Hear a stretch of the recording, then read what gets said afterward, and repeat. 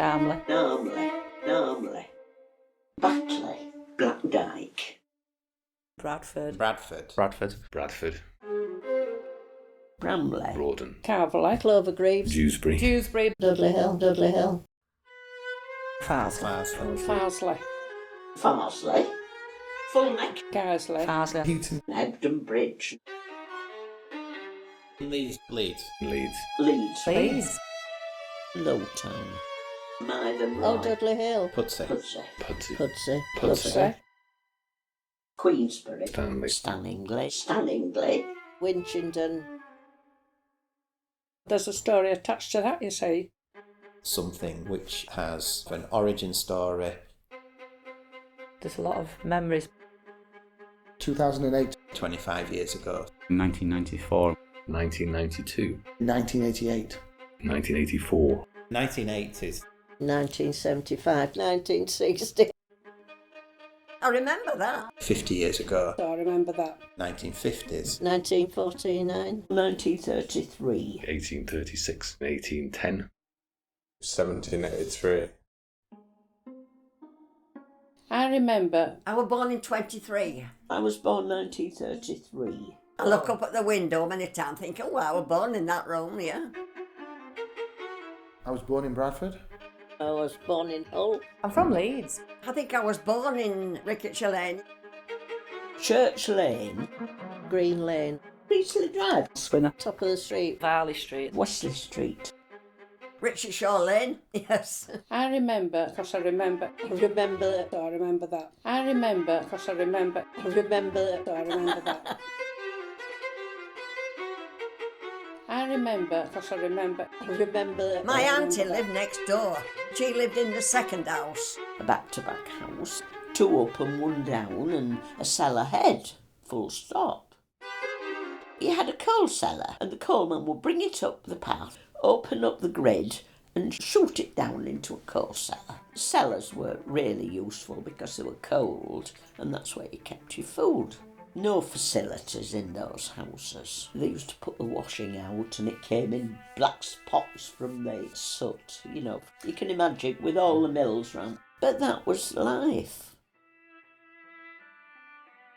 I remember, because I remember. I remember. So I remember that. I remember, because I remember. So I remember that. With very few books in our house. Bought a bit of material, didn't you? And I made all my daughter's little dresses when she were born, yes. But that was life. He reared a family of 12. And when we were children, we had a camphor bag round our neck. When we were children, we always had cod liver oil and malt. That was like toffee. Oh, you loved it. Oh, you loved it. I was the eldest daughter, so I had to get to work. My mother only got very little. I think it were about 10 shilling a week for 4 of us. My father said to one of my sisters, go up to the butcher's and make faces at Mr. Ellison outside the window and he might throw a piece of lamb at you and take it away. Life was very simple. Life was a bit coarse. That was the way you lived your life.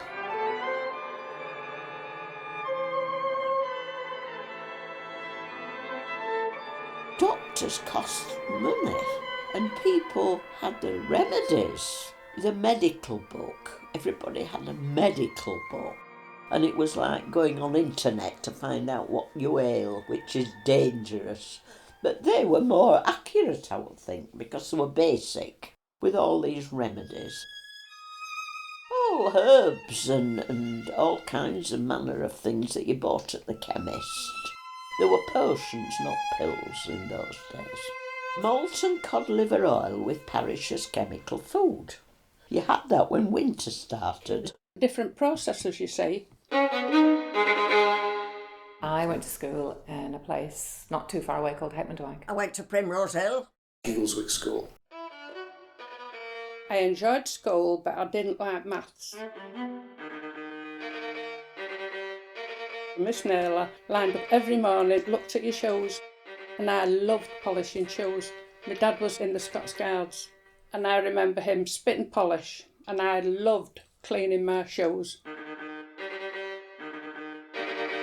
I went to Little More Infants first, because I remember in winter we used to have small bottles of milk, and then sometimes because of the cold, the milk used to come up and push the top. If there were any spare, I used to ask if I could have another one. Can I have another one, please? Even when you had milk delivered at home, that's what happened, didn't it? But then we had a teacher, and he had a piece of chalk. He had an accurate aim with that piece of chalk. He never hit me with it. Do you know what I used to do? I would copy off of the girl next to me, and then Mr. Phillips, that was his name, and he used to say, well, how did you get this? No idea. So I used to get hold of my book and throw it right across the classroom. One of my younger sisters, my two younger sisters, I looked after them. One of them came to see me one day, crying she'd been caned, back of her legs. Tiny little girl. So anyway, I said to my boss, Harry, I said, I'm going out, but I'll come back. And I went up to the school, and I was looking for this teacher, and I was full of it. What I wasn't going to do to this teacher, hurting my little sister. Tiny little girl. The village schools, they were so small. I mean, one teacher to 48 children of all different ages, you know. Bit daunting, isn't it? We sang on the radio, yes, once, yes. Yes. Speed bonny boat like the bird. I would remember that. Speed bonny boat. Speed bonny boat. Speed bonny boat.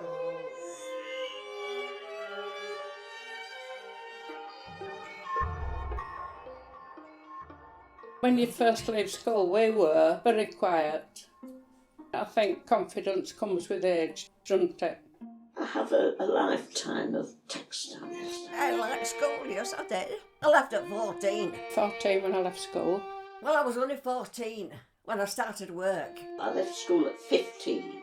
A lifetime of textiles. 15 to 55. Winding, weaving, spinning, weaving, Mending. Weaving, cutting. Weaving. Spinning. In my late 20s. I came here. Came for a couple of weeks to get some pin money and stayed. Pin money and stayed. And stayed. I think confidence comes with age. I could see the music.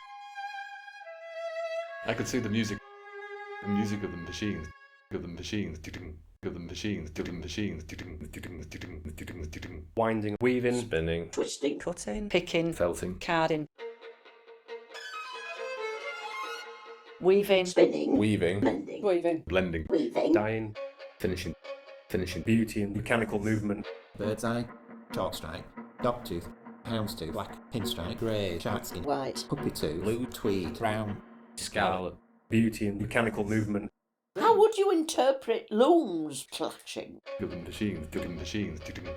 You were always aware of that sort of constant hum in the background, and then when that stopped, it would feel really eerie. If you were going in at a weekend or after hours and there was no weaving, being in a mill where it's really quiet, you're not aware of it. You get used to that sort of hum of the looms. I quite like the machines as well. Yeah, and you walk through a mill, you walk through from start to finish, and there is a rhythm to it.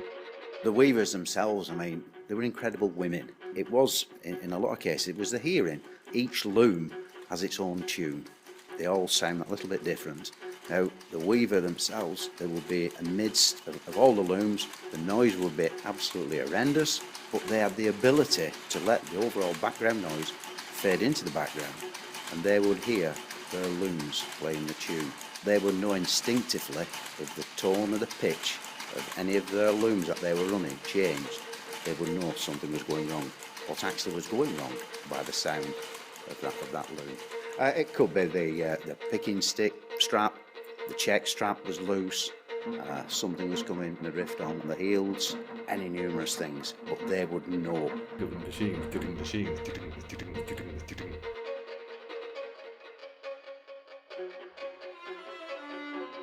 I've been here about 2.5 years. I've been working here probably about 25 years. Big extended families, all mill workers in back-to-back houses. And when the sirens went off in the morning, they all piled out at the doors and then they all came back at night.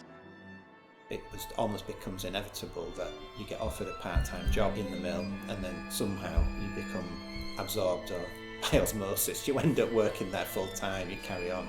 I could think of maybe 5 or so families, groups of families that have all worked here. We've got a particular family working here. I employed him around about 17 years ago, and then over the years his wife and then his daughter and then finally his son came. So all 4 family members working in the factory. His sister that taught me to mend. You quickly become part of a family. And my grandfather had worked there and my father was the current managing director. My grandfather was a tuner. I can easily go back to my maternal grandfather was in my area. in textiles. There's a mother and daughter team, and then their uncle and the mother's husband works down in the finishing, and the brother works down there, so it's a real family.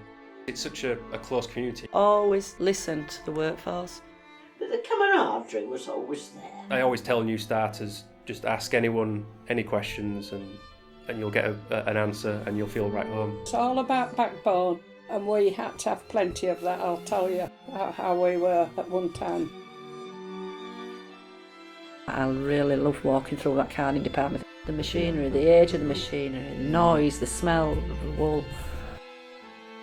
I loved weaving because it was interesting. We did linings for raincoats. I used to rather fancy myself standing on a mule going backwards and forwards. When I was weaving, we had some cards over the top of the looms and they decided the pattern, and down the side of the material was made in England, superfine. The material might be plain or patterned, but that was always at the side because we were proud of it, weren't we? Made in England. Because we were proud of it, weren't we? You'll feel right home.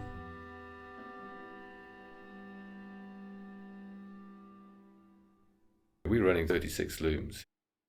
A lot of people don't realise all the different areas that textiles actually go into. Like the biscuit conveyor belts. Manufacturing companies that make biscuits or bake breads and things like that, they use woolen conveyor belts rather than plastics because it's actually more hygienic. The customers we deal with are lovely.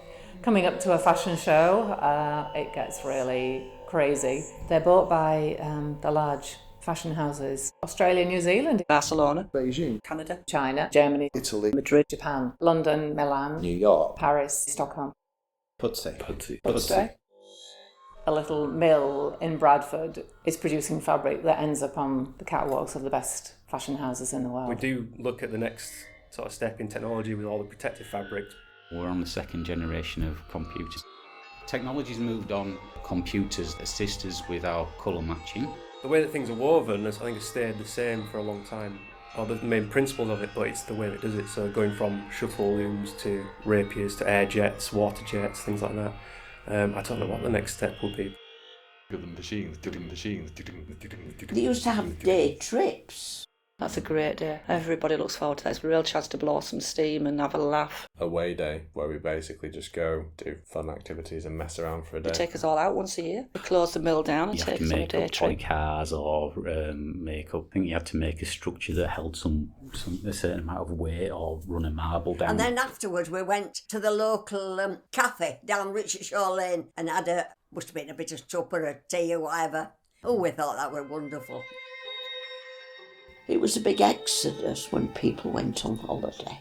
What they used to do was, it was called keeping yourself, Bridling to Blackpool mainly, or Morecambe if you were a bit posher. And you'd go and you would have a bed and you would take your own food and the lady would cook it for you.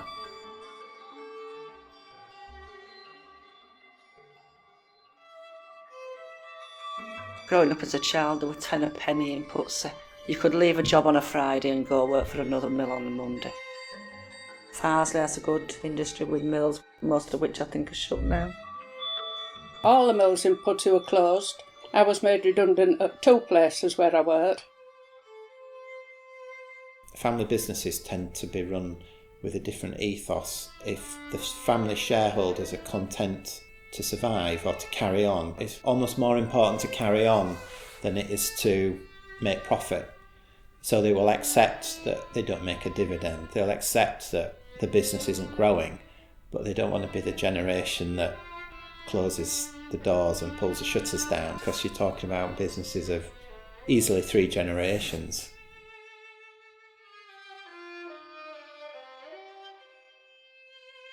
And then in the crash of 2008, 2009, I repaid all of my loan to the bank with myself, set up a new business. So we joined the group, and that group was highly successful.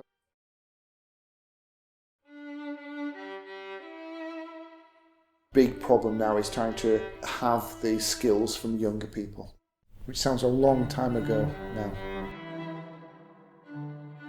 I remember that. But that was life.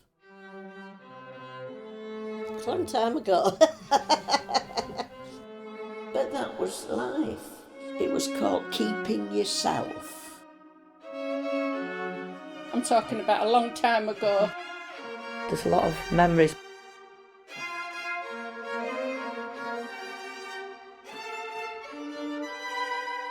I remember that.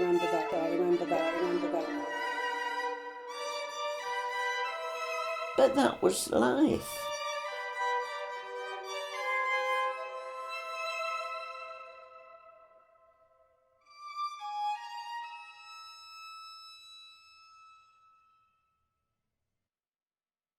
You've got to know these things, haven't you? Because once the older generation has gone, you've nobody to ask of you.